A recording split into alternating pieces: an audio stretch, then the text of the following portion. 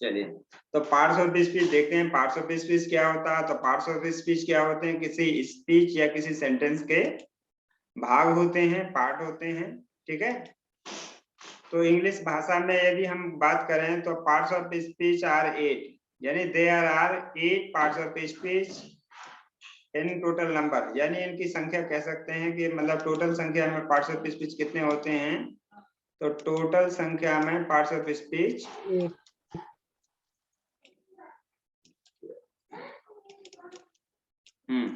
Total संख्या में जो पार्ट्स ऑफ स्पीच होते हैं वो 8 होते हैं।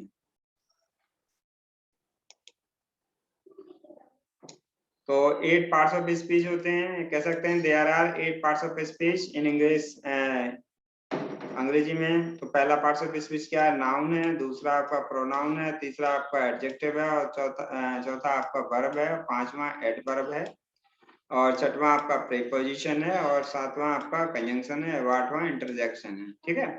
यदि हम नाउन की बात करें, व्हाट इज अ नाउन? तो नाउन को सिंपल रूप से सभी लोग जानते हैं, ठीक है, कि noun is the name of any person, place और थिंग, ठीक है। किसी वस्तु, व्यक्ति अथवा स्थान के नाम को संज्ञा कहते हैं, सभी लोग जानते हैं नॉर्मली रूप से, ठीक है। तो आज केवल हम इसको छोटे रूप में पढ़ते जाएंगे, ठीक है। जैसे आज केवल हमने नाउन का हल्का सा डेफिनेशन पढ़ लिया है, इसके एग्जांपल पढ़ लेंगे, लेकिन कल नेक्स्ट टुमारो से यानी मंडे से इसको 1 बाय 1 करके पढ़ते जाएंगे। नाउन को डिटेल में पढ़ेंगे, प्रोनाउन को डिटेल में पढ़ेंगे, आज के बाद शॉर्ट में, ठीक है। तो नाउन को सभी जानते हैं, noun is the name of any person, place और थिंग, किसी वस्तु, व्यक्ति अथवा स्थान के नाम को संज्ञा कहते हैं। जैसे एग्जांपल में हमारे पास Ajay reads a book, Ajay एक पुस्तक पढ़ता है, तो अजय क्या है? किसी व्यक्ति का नाम है, तो ये नाउन हो गया। और यहाँ पर ये बुक क्या है आपका? ये कोई वस्तु है, ठीक है, तो ये आपका नाउन हो गया। दूसरा आपका जैसे Shri HP Sharma writes a treatise, ठीक है, ट्रेटाइस, तो मतलब श्री HP शर्मा भी यहाँ पर एक नाउन हो गए, और यहाँ पर ट्रेटाइस भी एक नाउन हो गया। यहाँ पर Suman goes to Delhi every month, Suman प्रत्येक महीने दिल्ली जाती है, तो यहाँ पर सुमन देखिए आपका नाउन हो गया, और दिल्ली भी आपका नाउन हो गया, ठीक है। अच्छा, अब इसके बाद जैसे प्रोनाउन पर आते हैं। प्रोनाउन क्या होता है? तो pronoun are the words which are used on the place of a noun, ठीक है। किसी भी नाउन के स्थान पर जो वर्ड्स यूज किए जाते हैं उनको हम प्रोनाउन कहते हैं। प्रोनाउन को हम सब्स्टिट्यूटिंग वर्ड भी कहते हैं, यानी काम चलाऊ शब्द कह सकते हैं इनको। क्योंकि मतलब है क्या होता है कि कोई भी नाम अगर हम किसी पैसेज में यूज करते हैं, बार बार उस नाम को यूज करते हैं, तो वो अच्छा नहीं लगता है। इसलिए मतलब उसकी जगह पर एक ऐसा शब्द रख देते हैं जो कि छोटा होता है और बार बार हम उसको यूज कर सकते हैं, ठीक है। इसलिए उसको काम चलाऊ शब्द या सब्स्टिट्यूटिंग वर्ड भी कह सकते हैं, ठीक है।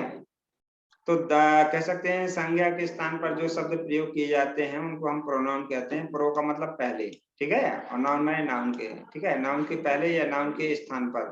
तो नाउन के स्थान पर जो शब्द यूज किए जाते हैं उनको हम प्रोनाउन कहते हैं, ठीक।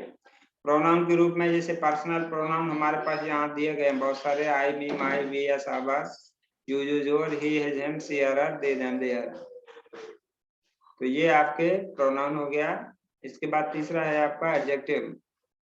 तो एडजेक्टिव क्या होते हैं? Adjective are the words which qualifies a noun और अ प्रोनाउन। तो जो शब्द किसी नाउन को या प्रोनाउन को क्वालिफाइज करते हैं या उनकी विशेषता को बताते हैं, उनको हम एडजेक्टिव कहते हैं, ठीक है। और ये क्वालिफाइंग वर्ड भी कहलाते हैं क्योंकि ये नाउन और प्रोनाउन को क्वालिफाइज करते हैं, ठीक है। जैसे आपका Aarti is the most classical dancer of India, ठीक है। आरती भारत की एक मतलब शास्त्रीय नृत्य का सबसे अच्छी नृत्यिका है, ठीक। तो यहाँ पर क्या हो गया? ये मतलब क्या बन गया आपका? एडजेक्टिव बन गया, ठीक है, बेस्ट। इसके बाद अगला है Suman is a beautiful song, Suman sings a beautiful song, ठीक है। तो यहाँ पर सॉन्ग की विशेषता को बताया गया है ब्यूटीफुल, ठीक। तो यहाँ पर ब्यूटीफुल क्या हो गया? एडजेक्टिव हो गया। Brijesh is a good boy, तो यहाँ पर गुड बॉय की विशेषता को बता रहा है कि ब्रिजेश एक अच्छा लड़का है, तो गुड क्या हो गया? यहाँ पर एडजेक्टिव हो गया, ठीक। तो एडजेक्टिव क्या है? Adjective are the words which qualifies a noun और प्रोनाउन, जो मतलब नाउन या प्रोनाउन को क्वालिफाइज करते हैं या उसकी विशेषता को बताते हैं, वो आपके एडजेक्टिव हैं, ठीक है। इसके बाद वर्ब पर जाते हैं, तो वर्ब क्या है आपका? वर्ब आपका सेइंग वर्ड है या एक्शन वर्ड है, ठीक है, जो सब्जेक्ट के बारे में या कर्ता के बारे में कुछ कहता है या ये बताता है कि कर्ता कौन सी कार्य को कर रहा है, ठीक है। इसमें सब्जेक्ट द्वारा किसी कार्य को किया जाना पाया जाता है, यानी सब्जेक्ट को किस कार्य को कर रहा है, कौन से कार्य को कर रहा है, वो क्रिया द्वारा शो किया जाता है, वर्ब द्वारा शो किया जाता है, ठीक है। एग्जाम्पल में से Kavita helps her mother in the kitchen, Kavita अपनी माँ की रसोई घर में मदद करती है, तो यहाँ पर जैसे हेल्प है तो वो क्या हो गया? आपका वर्ब हो गया। Why does Sonia makes a noise in the class? Sonia कक्षा में शोर क्यों मचाती है? तो यहाँ पर देखिए मचाना, सोनिया के बारे में बताया कि सोनिया मचा रही है, शोर मचा रही है, ठीक है। तो यहाँ पर मेक क्या हो गया? वर्ब हो गया। जैसे Mrs Abha Verma teach us English, Mrs Abha Verma हमें अंग्रेजी पढ़ाती हैं, तो ये कौन सा काम हो रहा है? पढ़ाने का काम हो रहा है, तो ये टीच क्या आपका वर्ब है, ठीक है। अब हम आते हैं एडवर्ब पर, ठीक है। तो एडवर्ब क्या है? ये एडवर्ब को मतलब हिंदी में कहते हैं क्रिया विशेषण, ठीक है। तो adverb are the words which modifies a verb, adverb और एडजेक्टिव, ठीक है। तो एडवर्ब एक ऐसा शब्द होता है जो किसी एडवर्ब को या एडजेक्टिव को मॉडिफाइज करता है, ठीक है। ये नाउन प्रोनाउन को मॉडिफाइज नहीं करता है, बल्कि ये एडजेक्टिव, एडवर्ब और वर्ब को मॉडिफाइज करता है, ठीक। जैसे Shweta reads this book हरीडली, Shweta इस पुस्तक को तेजी में पढ़ती है, जल्दी में पढ़ती है, ठीक है। तो यहाँ पर रीड की विशेषता यानी वर्ब की विशेषता बताई गई है कि वर्ब या पढ़ने का काम कैसे हो रहा है? हरीडली हो रहा, बहुत जल्दी हो रहा, शीघ्रता से हो रहा है। Padmini was more beautiful than Noor Jahan, Padmini Noor Jahan से अधिक मतलब सुंदर थी, ठीक है। तो यहाँ पर देखिए ब्यूटीफुल की विशेषता बताई गई। ब्यूटीफुल क्या है आपका? ब्यूटीफुल आपका एडजेक्टिव है और यहाँ पर एडजेक्टिव की विशेषता बताई गई है, ठीक है। तो मोर क्या हो गया आपका? एडवर्ब हो गया, जो एडजेक्टिव ब्यूटीफुल की विशेषता को बता रहा है। पिंकी इज वेरी इल नाउअडे, पिंकी आजकल बहुत बीमार है, ठीक है। तो यहाँ पर इल की यानी एडजेक्टिव की विशेषता बताई गई है, ठीक है। तो एडवर्ब एक ऐसा शब्द होता है जो किसी वर्ब की विशेषता बताता है, किसी एडजेक्टिव की विशेषता बताता है, और कभी कभी वो एडवर्ब की विशेषता बताता है, ठीक है। इसके बाद अगला हमारे पास जो पॉइंट है वो है आपका प्रीपोजिशन, ठीक है। तो प्रीपोजिशन क्या है? What is preposition?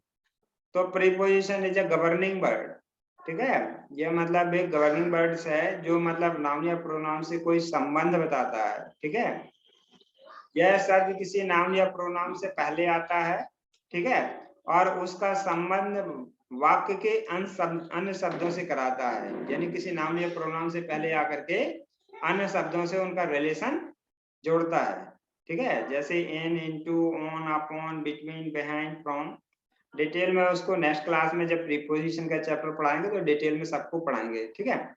जैसे divide these sweets among those children, ठीक है, इन मिठाइयों को उन बच्चों में बांट दीजिए। तो अमंग का मतलब दो, उन बच्चों से, दो स्टूडेंट से रिलेशन ऐड कर रहा है among. What is the time by your watch, आपकी घड़ी में क्या समय है, ठीक है। तो यहाँ पर बाय का संबंध वॉच से हो गया। Put this book on the table, ठीक है, इस पुस्तक को टेबल पर रखिए। तो देखिए यहाँ पर ऑन का संबंध आपका टेबल बुक से जुड़ रहा है, ठीक है। तो प्रीपोजिशन ऐसे वर्ड होते हैं, ऐसे शब्द होते हैं जो किसी नाउन या प्रोनाउन से पहले आते हैं और उनका संबंध दूसरे शब्दों से जोड़ते हैं, ठीक है। इसके बाद हमारे पास अगला जो कह सकते हैं पार्ट्स ऑफ स्पीच है वो है कंजंक्शन। तो कंजंक्शन क्या होता है? संयोजक होता है, या इनको योजक शब्द भी कहते हैं, कनेक्टिंग वर्ड कहते हैं, जो दो या दो से अधिक शब्दों को, वाक्यांशों को, उपवाक्यों को अथवा वाक्यों को जोड़ते हैं, ठीक है। ये किसी टू या टू से मोर देन टू वर्ड्स को ऐड कर सकते हैं, फ्रेसेस को ऐड कर सकते हैं, क्लॉसेस और उपवाक्यों को ऐड कर सकते हैं, otherwise two more than two sentences को, टू और मोर देन टू सेंटेंसेस को ऐड करते हैं, ठीक है। कंजंक्शन जैसे एंड है, बट है, और है, आइदर है, और नाइदर नॉर है, आइदर और है, बिकॉज है, तो इस कंजंक्शन है आपके। और टाइप्स ऑफ कंजंक्शन हम आपको नेक्स्ट क्लास में पढ़ाएंगे, जब इसका सिंपल सेपरेट चैप्टर पढ़ाएंगे, ठीक है। एग्जाम्पल के तौर पर both Ram and Mohan went Meerut yesterday, ठीक है। राम और मोहन दोनों कल मेरठ गए, ठीक है। तो यहाँ पर आपका जो एंड है वो क्या हो गया आपका, बोथ एंड, ये आपका कंजंक्शन हो गया। यहाँ पर एज वेल एज, जैसे पिंकी इज अगली एज वेल एज इल टेम्पर्ड, ठीक है। तो पिंकी उतनी ही मतलब कह सकते हैं अगली है, क्रूप है, जितनी कि वो लड़ाकू है, इल टेम्पर है। आइदर सिट साइलेंटली और गो आउट एट वंस, ठीक है। जैसे इसमें कहा गया है, इसमें आइदर और का यूज किया गया है कंजंक्शन के रूप में, या तो यहाँ चुपचाप बैठो अथवा तुरंत निकल जाओ, ठीक है। तो इस प्रकार के शब्द जो मतलब दो या दो से अधिक शब्दों को या कह सकते हैं वाक्यों को, उपवाक्यों को मिलाते हैं तो उनको हम कंजंक्शन कहते हैं। अगला हमारे पास जो पार्ट्स ऑफ स्पीच है वो इंटरजेक्शन, ठीक है।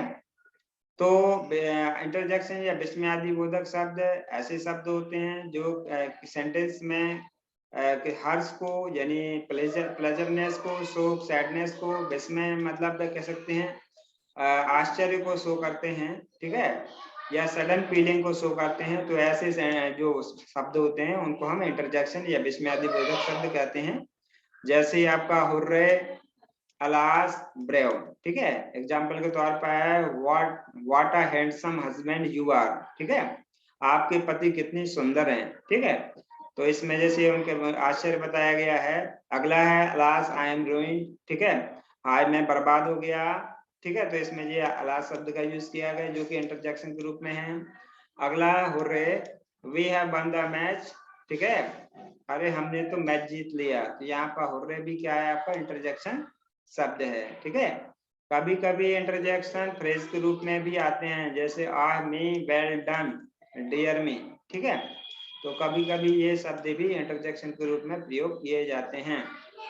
और कभी कभी इसमें मतलब आर्टिकल को भी इंटरजेक्शन के रूप में मान लेते हैं, लेकिन मतलब ये अलग हैं, ये सॉरी पार्ट्स ऑफ स्पीच के रूप में। आर्टिकल को भी कभी कभी पार्ट्स ऑफ स्पीच के रूप में रख देते हैं। वैसे आर्टिकल का जो चैप्टर है वो अलग है, ठीक है। तो आज की क्लास में हमारा इतना ही, जो हमने आपको पार्ट्स ऑफ स्पीच बताए हैं। तो पार्ट्स ऑफ स्पीच आज की क्लास में